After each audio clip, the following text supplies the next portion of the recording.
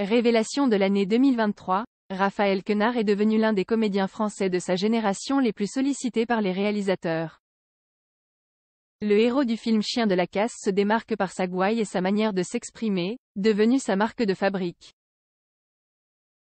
En 5 ans, Raphaël Quenard s'est établi comme une figure incontournable du cinéma français, marquant une ascension fulgurante. Récompensé comme meilleure révélation masculine au César 2024, il a débuté sa carrière après un parcours atypique loin du showbiz.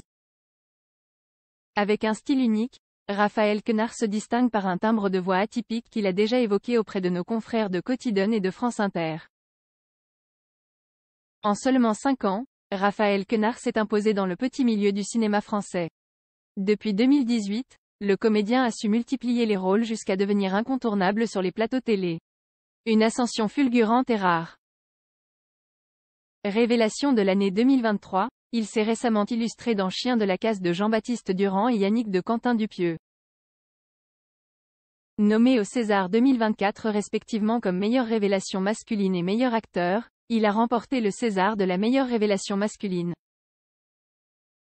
Raphaël Quenard est par ailleurs présent à Cannes pour 2 films en compétition dans lesquels il joue, le deuxième acte de Quentin Dupieux qui a fait l'ouverture de la 77e édition du festival et L'amour ouf de Gilles Lelouch.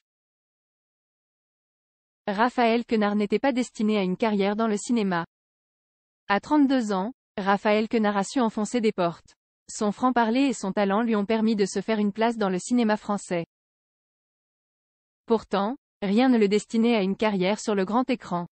Entre son père, chercheur en conductivité thermique, et sa mère, employée dans les assurances, il a grandi loin du showbiz avant de se tourner vers une carrière de militaire rapidement avortée. Il s'est ensuite inscrit au cours de théâtre de Jean-Laurent Cochet, qui, intrigué par ses capacités, a décidé de l'accueillir gratuitement. Raphaël Quenard a ensuite fait sa première apparition au cinéma dans Zombie Club, 2019, de Bertrand Bonello, juste après avoir fait ses débuts à la télévision dans la série HP, 2018 à 2020. Le début de la gloire.